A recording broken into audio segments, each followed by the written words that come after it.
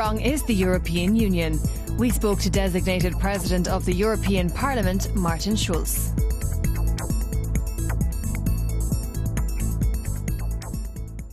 #2012 is the third crisis year in a row for the European Union and its common currency. Mr. Schulz, what is your personal New Year's message?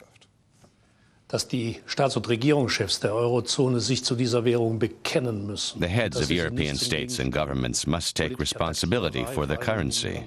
They must not allow it to become the target of political maneuvering, especially in their national governments, national parliaments. That would be my first wish, for them to commit themselves to this currency. Second, tell people the truth and stop misleading them. That applies particularly to Germany. Of course, we're a transfer union. Of course, the euro means that strong economies make weaker ones stronger than they are right now. The euro can become a stable currency if those managing it do not weaken. If the euro fails, Europe fails. Is that a complete exaggeration? Scheitert der Euro, dann scheitert die Europäische Union. If the euro fails, the European Union will fail. This continent can only be a leading political force in the world if we can combine its economic and political power. And the expression of this will, the economic expression of this will, is a very strong currency, which is what we have right now, the euro. So it is correct to say that if this symbolic project fails, so does the idea that this continent can play a peaceful and values-oriented global role.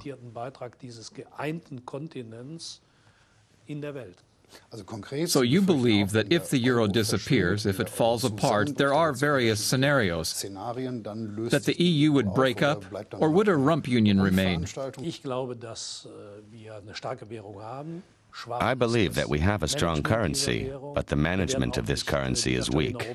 We're not going to improve Europe's economy merely by cutting budgets. We also have to invest in that economy.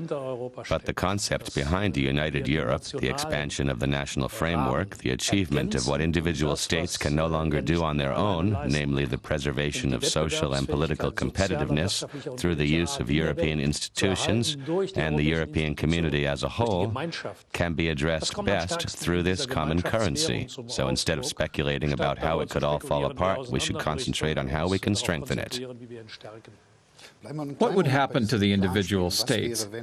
Most of the financial experts say the real problem isn't Greece. A Greek default has already been priced into the calculation and will cope with it. But if Italy fails, that will be the end of the euro and we'll see the reintroduction of national currencies. Is that an exaggeration?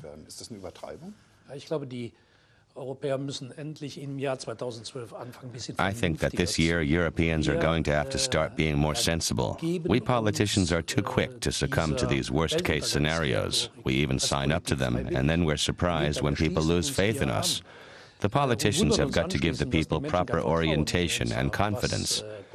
Mario Monti is Italy's new prime minister. He's got a clear concept. He's trying to build consensus, and it's working, even though people will have to make sacrifices. But at least he's distributing the burden fairly.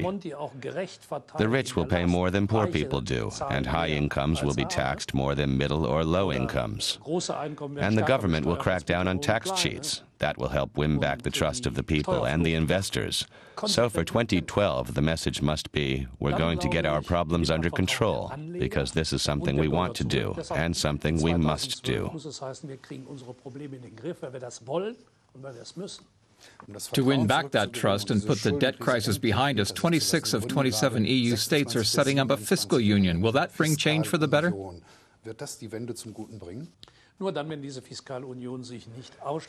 Only if this fiscal union doesn't concentrate exclusively on cutting budgets and reinvest the savings from those cuts. You can't fix an economy, you can't fix a budget without economic growth. I do believe that we need common European bonds. And I come back to what I said in the beginning. You have to tell people the truth. We already have a transfer union, and so you have to create and organize its tools in a way that generates growth. Without it, there can be no economic recovery in Europe.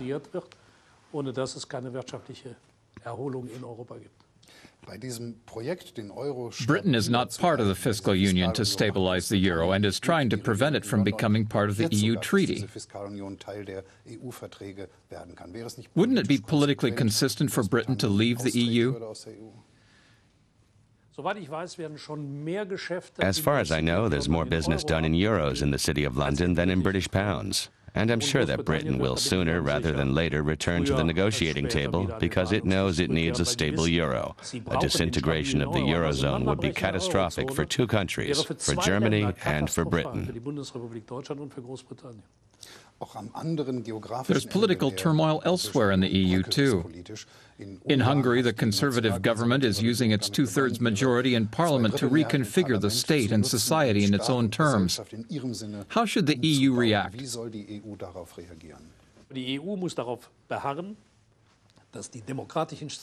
The EU must insist that the democratic standards that it demands from its candidate countries must be upheld by its member states, too.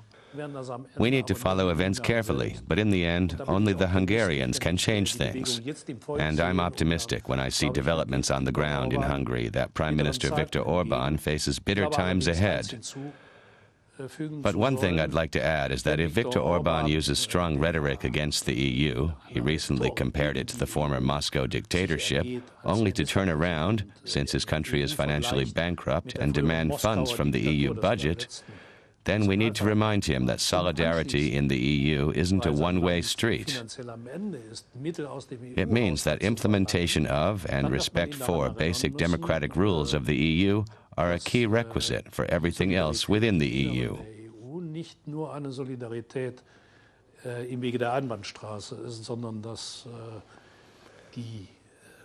I don't just expect that in the EU Parliament, where we already agree across all party lines. This also needs to be discussed in the European Council among the heads of state and government.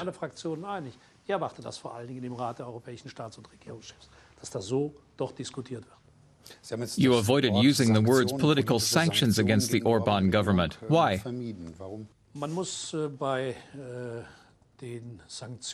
With sanctions, you have to proceed step by step. And I pointed out that I'm happy that it's now being looked into, and that the European Commission President doesn't have to be forced to do so. For the first time, he's acted on his own.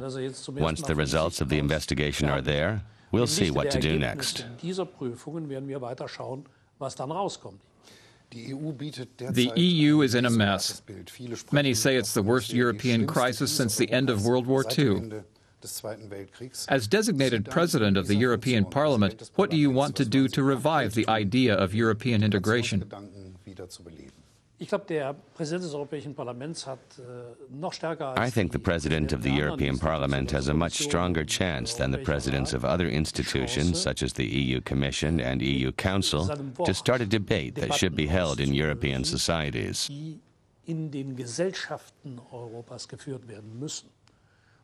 And there are three key issues we need to debate. The first is, Europe doesn't want to replace the national state, but to complement it. The second is passing on to our children the social security and perspectives that we receive today.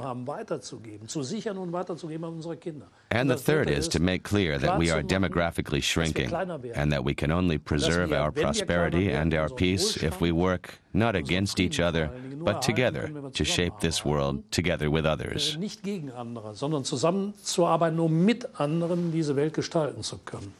SPD European parliamentarian and designated President of the European Parliament, Martin Schulz, thank you for talking to us on DWTV. Thank you.